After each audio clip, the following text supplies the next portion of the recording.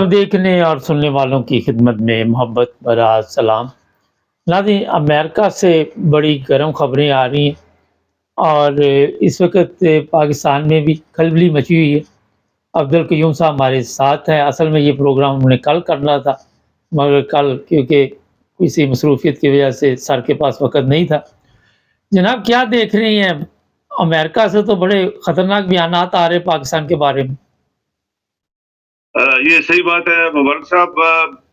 एक बहुत बड़े एनालाइजर ने बोला कि ट्रंप जो आया है तो दुनिया में ज़लज़ला आ गया है और उस ज़लज़ले के स्ट्रॉन्ग आफ्टर शॉक्स आ रहे हैं अभी।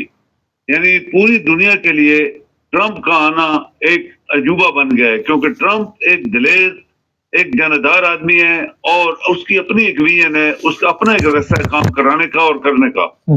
इसके असर पाकिस्तान पे पड़ेंगे। पाकिस्तान में चूंकि पाकिस्तान में एक करप्ट और बदयानत और आरामखोर लोगों का टोला है जो इस वक्त हमारे सर के ऊपर डाला गया है, ठोका गया है, जबरदस्ती ठोका गया है। कौम की ख्वाहिशात के खिलाफ, कौम की दी गई मैंडेट जो थी पार्टी को, उसके खिलाफ वो तमाम लोग जो पाकिस्तान के दुश्मन है वो इकट्ठे हुए और उन्होंने वही दो पार्टी सिस्टम चलाने का काम शुरू किया, जिसके लिए इमरान की पार्टी आई और इसने जीता। पूरा पाकिस्तान ने इसको वोट दिया। आज इमरान के लिए ट्रंप के जो वाइस प्रेसिडेंट है उसने भी बयान दिया है एक मीडिया में कि पाकिस्तान के अंदर एक पार्टी के सरबराह के साथ बहुत जुल्म हो रहा है और हम चाहते हैं कि उसको फौरन रिहा करो। ये वाइस प्रेसिडेंट ने भी बयान दिया।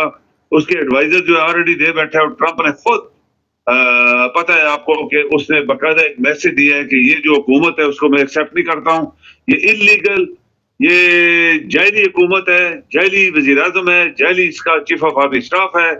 जायली हुकूमत मीन्स के तमाम इसका जो सिलसिला है पार्लियामेंट, ये वो सब जायली है। चूंकि जीतने वाली पार्टी कोई और थी और मिल के साजिश करके इन्होंने एक हुकूमत बना ली है और 2 साल से इस मुल्क को जलील कर रहे हैं। इस मुल्क का पैसा ऑलरेडी ये खा गए हैं सारे लोग और अभी जो पैसा है वो आपका उधार का सारा पैसा है पाकिस्तान के अंदर और ये थानेदार बन गए हैं इधर आके।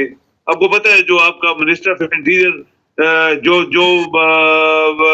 मैं यही बोलूंगा कि ये इतना बदयानत शख्स है कि ये जर्नलिस्ट होते हुए चीफ मिनिस्टर बना, इसने कत्ल गारत करवाई लाहौर में, पंजाब में, फिर अभी मिनिस्टर ऑफ इंटीरियर बना, इस्लामाबाद में इसने कत्ल गारत करवाई।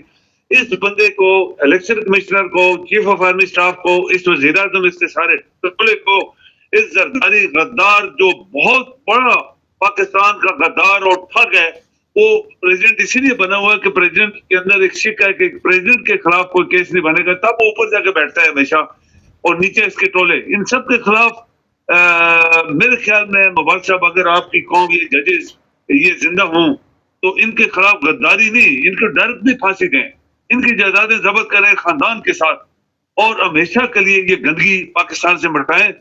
ये ट्रंप के आने के बाद ये चीजें अभी कुछ इसके झटके लगते हुए नजर आ रहे हैं। अच्छा, ये भी एक वीडियो इस वक्त हमारे पास मौजूद है कि चीफ ऑफ आर्मी स्टाफ और वजीर दाखिला के ऊपर पाबंदी लगाई जाए, ये कातिल है। बाकायदा एक मनसूबा बंदी के तहत इस्लामाबाद में गोली चलाई गई और ये जो ट्रंप की इंतजामिया है उनके साथ किसी मीटिंग में बाकायदा तौर पर ये वीडियो एक जारी की गई है। क्या कहेंगे आप? बिल्कुल सही होगा, ये बिल्कुल सही बात है मुबारक साहब। बात ये कि ये कातिल हैरानगी की ये बात है, दुनिया साथ तमाशा देख रही है। क्योंकि पाकिस्तान चल नहीं रहा तो दुनिया तमाशा देख रही है। लोगों ने कमेंट्स किए हैं कि मुल्क बनाने वाले तो बना गए लेकिन चलाने वाले चला नहीं सके और फिर करप्ट लोग हावी हो गए हमारे ऊपर। अभी मिसालें हैं आपके सामने, ये 75-76 साल सब करप्ट लोग हमारे ऊपर हावी रहे। ये जो चीफ ऑफ आर्मी स्टाफ है इसको तो फांसी लगनी चाहिए। अगर कोई हुकूमत होती तो इसको पकड़ लेती, इसके खिलाफ आर्टिकल 6 लगाती, इसको फांसी देती। इसके साथ 2-3 और भी जनरल जो पहले पाकिस्तान के साथ जुल्म करके गए और जब से ये बंदा आया मुबारक साहब, आप ये देखें, जब से ये बंदा आया और इससे पहले 3 जनरल हैं, पाकिस्तान में मिलिट्री के कितने ऑफिसर जवान मारे गए हैं हर रोज। कल भी मारे गए, इससे पहले भी मारे गए, 20-20, 15-15, 10-10, 6-6 हर रोज। ये टस से मस नहीं हो रहा ये शख्स। इसने नकवी को अपनी मर्जी से रखा कि पंजाब में जुल्म करो। पीटीआई पाकिस्तानी है, पाकिस्तान के लोग हैं, मुहब्बे वतन लोग हैं, वो मुल्क ने उनको वोट दिया और फिर इस्लामाबाद में जो इसने करवाया, फौज को अपनी पावर को मिसयूज कर रहा है। तो ऐसे लोगों के लिए दुनिया में हमेशा सजाए मौत होती है।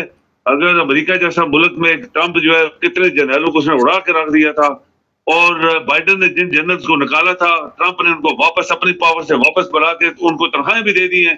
तो ये होता है एक प्रेसिडेंट की पावर, क्योंकि आपके डमी, ये करप्ट तरीन इंसान तो आपका सदर है। इससे पहले सारे डमी सदर थे। एक सदर तो कराची का था, वो कपड़े बेचने वाले को ले आया, उसकी बीवी 1000 बीमारियों वाली, खुद 1000 बीमारियों वाला, उसको उठा के बिठाते थे, निकालते थे। गवर्नर भी ऐसे ही लगे हुए थे। तो जब इस तरह के सिलसिला हो तो एक स्टेट कैसे चल सकती है? हम लोग यूरोप की बात करते हैं, यूरोप जैसे कोई दुनिया में ममालिक नहीं है। यहाँ पे डेमोक्रेसी है, यहाँ इंसानी हकूक के यहाँ इंसानी हकूक मिलते हैं, यहाँ पे आपको मेडिकल ये वो सब बराबर मिलता है, नो डिस्क्रिमिनेशन। वो काला है, सफेद है, किस मजहब का है। मैं आपको बताऊं मुबारक साहब के यहाँ पे जब हम पासपोर्ट बनाने जाते हैं तो मेरे वालिद का भी नाम नहीं होता, वो पूछते ही नहीं है। प्रोफार्मे पे वालिद का नाम नहीं होता, मजहब का नाम नहीं होता। आप यहाँ देखें ना, उसमें कोई कास्ट का कालम होता है, ना उसका कोई शक्लो नस्ल का कालम होता है। ये लोग हैं जो हकीकत में इंसान हैं, और ये इंसानियत जो थी ये इस्लाम ने हमें बताई थी, और इन लोगों ने उसमें से पिकअप किया और आज दुनिया की वो आसमान तक पहुंच गए। और ये जो हिंदू नस्ल के लोग थे, ये करप्ट मुशरिक लोग थे, जो दुनिया के सारे भागे हुए, और मुशरिक सारे पाकिस्तान आ गए, और हिंदुओं वाली सारी नस्ल पाकिस्तान के अंदर है। तो ये मुल्क नहीं चलेगा, अभी भी नहीं चलेगा। अभी भी टाइम है कि कौम जागे। अगर मुर्दा ये कौम ना होती तो इनको जगह भी ना मिलती पाकिस्तान के अंदर। लेकिन अफसोस है, बहुत बड़ा अफसोस है, इतनी बड़ी फौज के बड़े बड़े जनरल चुप करके वो गीदड़ बने हुए हैं और इसकी बातें मान रहे हैं, जो पाकिस्तान को तबाह कर रहा है, पाकिस्तान की नस्लों को तबाह कर रहा है, और मिल के पाकिस्तान का पैसा खा रहे हैं। सर, पीटीआई के मुज़ाकरात जो हैं वो पता चला है कि आज इमरान खान ने ऑर्डर जारी किए हैं कि किसी किस्म के मुज़ाकरात आगे करने की ज़रूरत नहीं है, क्योंकि बदनीति पे मबनी है ये मुज़ाकरात। आप समझ रही हैं कि शुरू में ही मैंने तो बता दिया था कि कोई नताइज निकलने वाले नहीं है, क्योंकि ये चोरों का टोला है, ये मुखलस तो है ही नहीं। क्या देखते हैं आने वाले दिनों में? मुबारक साहब, ये मुनाफिक लोग हैं, ये काफिर लोग हैं। ये मेरे अल्फाज हैं, मैंने भी बड़ी दुनिया देखी है, बड़े मुल्क देखे हैं। ये काफिर हैं, ये मुनाफिक हैं, ये मुशरिक हैं, ये दुश्मन है पाकिस्तान के पहले दिन से। आप देखें कि उन्होंने कितना लूटा हुआ है। अगर आपकी कौम जिंदा हो तो ये चेक करने कौन लोग हैं जो अभी हो गए। किसने चीफ ऑफ आर्मी स्टाफ ने बैठाया अपनी कुर्सी के लिए? 5 साल किसने अपनी एक्सटेंशन करवाई है? खुद करवाई है इसने, ताकि मैं खूब लूटूं। और बाकी जो 2-3 एयर चीफ है, ये वो उनको भी साथ मिला लिया है। तो अगर आपकी कौम जिंदा होती, ये आपके जजेस जो काली कपड़े पहन के वहां बैठे हुए और अंदर से मुनाफिक हैं, ये जिंदा होते, आइन को मानते, तो ये कैसे हो सकता था कि एक आदमी 3 साल नौकरी और वो भी पाकिस्तान को दुश्मनी कर रहा है और उसको 5 साल दे दी जाए? और वो तमाम करप्ट लोग जिनकी प्लेटें फेल हो गई थी आराम खा खा के, ये जो लौरी है, ये उधर लस्सियां और पाए जो थे और गायें मजें रखी हुई थी, इसने वहां पे आराम के पैसे, पाकिस्तान के पैसे से खा रहा था। इनको फांसी होनी चाहिए। मुशर्रफ को अल्लाह ताला ने बहुत बुरी दुनिया में सजा दी है, मुबारक साहब, ये याद रखें। उसने मुल्क के साथ गद्दारी करके इनको छोड़ा था। ये सब करप्ट पीटीआई वाले, ये अपने ये एमक्यू वाले, ये मुस्लिम लीग नून और पीपल पार्टी और बाकी ये जो सरहद में बैठा हुआ है वली की खानदान, जो शुरू से गद्दार है, इनको छोड़ दिया। खुद किस सजा से मरा, ये एक सबक है दुनिया के लिए कि अल्लाह से टक्कर मत लगाओ, बेईमानी मत करो, मुल्क के साथ, अवाम के साथ मत बेईमानी करो। और उसको सख्त तरीन सजा मिली। कहते हैं दुनिया में ऐसी बीमारी नहीं लगी किसी को जो मुशर्रफ को लगी थी। इससे पहले भी लोग भुट्टो की सजा देखें, और भी लोग जो पाकिस्तान ज़िया-उल-हक का देखें, उसका नमर शान मिटा दिया अल्लाह ताला ने। ये वो लोग थे जो गद्दार थे, और अभी ऊपर गद्दारी के ऊपर गद्दार आ गए जो इस वक्त हुकूमत है। मुबारक साहब, इसके लिए एक इलाज होता है कि आपकी कौम जागे और इनको पकड़ ले। यहाँ यूरोप में कोई 10 रुपए अगर खाता है आराम, या पता लग जाता है मीडिया को कि इसने 10 रुपए आराम खाए, यकीन करें सारे लोग सड़कों पे आ जाते हैं कि तुम रिजाइन करो, तुम बददियानत है। अब देखो ना, ये होता है जमहूरियत, ये होता है कौमों की अंदर दयानतदारी। और ये इस्लाम ने हमें सिखाया था कि इस तरह तुमने जिंदगी गुजारनी है, वो हमने छोड़ दिया। इस्लाम है ही नहीं है पाकिस्तान में, ये आपको पता है, इंसाफ है ही नहीं है पाकिस्तान के अंदर। ये सियासतदान दुनिया के करप्ट तरीन और हरामखोर लोग हैं और ये मुल्क को लूट रहे हैं, अलग लूट रहे हैं। ये जो पैसा लोगों के मिलते चाट चोट के लेके आए वो सारा कर्जा है आपके ऊपर, मेरे ऊपर, पाकिस्तान के लोगों के ऊपर। कौन मकाएगा उसको जब प्रोटेक्शन कुछ भी नहीं है।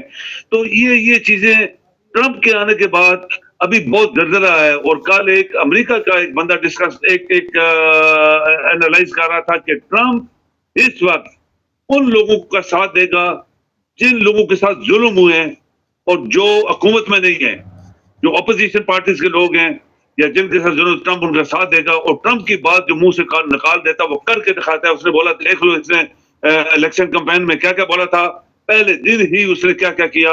अभी उसके आफ्टर शॉक्स इतने खतरनाक आने वाले हैं कि दुनिया हैरान रह जाएगी कि ये ट्रंप क्या करने वाला है।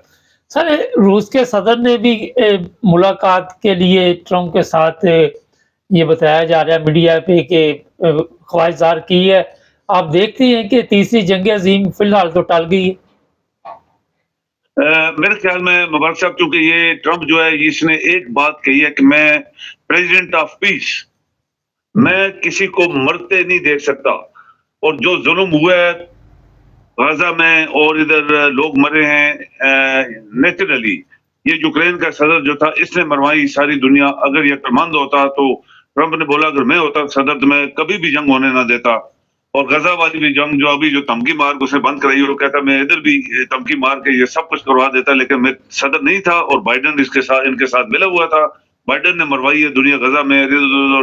और बाइडन जो है वो इसको सपोर्ट कर रहा था, ये जो है यूक्रेन वाला।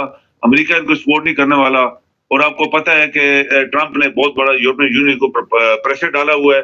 और ये भी एक बंदे ने तबसरा किया है कि पॉसिबली ट्रंप जो है वो नेटो तोड़ दे क्योंकि वो रशिया के साथ अच्छे तल्कात बनाना चाहता है। और उसको पता है कि दूसरी बड़ी ताकत अगर दुनिया में है तो रशिया है। अमेरिका और रशिया मिलके, और चाइनीज इसको भी मनाना चाहता है, लेकिन चाइनीज के खिलाफ कुछ ऐसे चीजें तजारती हुई हैं जिससे वो थोड़े से पीछे हटे हुए हैं। चाइना ने के सदर ने और प्यूटन ने कल डिजिटल जिसको कहते हैं विजुअल मुलाकात की और उसमें काफी चीजें डिस्कस की हैं। और वो कहते हैं हम दोनों मिल के और ज्यादा हम जो है तल्कात पैदा करेंगे। चाइना ने वियतनाम को अपने साथ मिलाने के लिए कोशिश की है ताकि, और इधर चूंकि जो प्यूटन जो है इसने ऑलरेडी ईरान और नॉर्थ कोरिया को मनाया हुआ है, तो जो खदशात उनके दिलों में है कि मुमकिन है ट्रंप ऐसे को काम ना कर जाए, तो इन्होंने ऑलरेडी अपना डिफेंस के लिए ये सारे इकट्ठे हो रहे हैं। लेकिन ट्रंप की ये ख्वाहिश है कि दुनिया में अमन हो, दुनिया में जंग ना हो।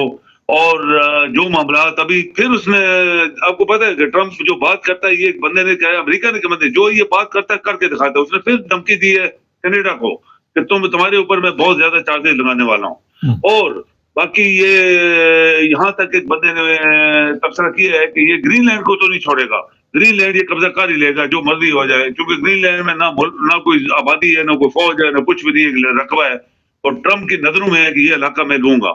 तो ये ट्रंप जो कुछ सोच रहा है, कर रहा है, उसका असर तो मैं कहता हूँ सबसे पहले पाकिस्तान पे आना चाहिए, जहां 76 साल से पाकिस्तान के लोग पिस रहे हैं और आरामखोर लोग हमारे ऊपर हावी रहे हैं। और अभी अगर ये ट्रंप की मदद से पाकिस्तानी कौम इस मुसीबत से निजात उनको मिल जाए, तो मेरे ख्याल में आम लोग ट्रंप के बहुत शुक्रगुजार होंगे। बहुत शुक्रिया सर। जी मेहरबानी। नाज़रीन, जिस तरह मैंने कहा कि वीडियो इस वक्त हमारे पास भी है, चीफ ऑफ आर्मी स्टाफ और जो वज़ीर दाखिला है उसके मतलब जो खबरें आ रही हैं वो अनकरीब कोई ना कोई रिजल्ट लेके आएंगी। और जो कत्लेआम इस्लामाबाद में हुआ उसकी भी बाकायदा तौर पर जो इंक्वायरी वगैरह है वो पाकिस्तान ने तो नहीं करवानी, ज़ाहिर है कोई और ही मुल्क करवाएगा और वो अमेरिका होगा। देखते हैं क्या होता है। चैनल को सब्सक्राइब करें, जुड़े रहें हमारे साथ।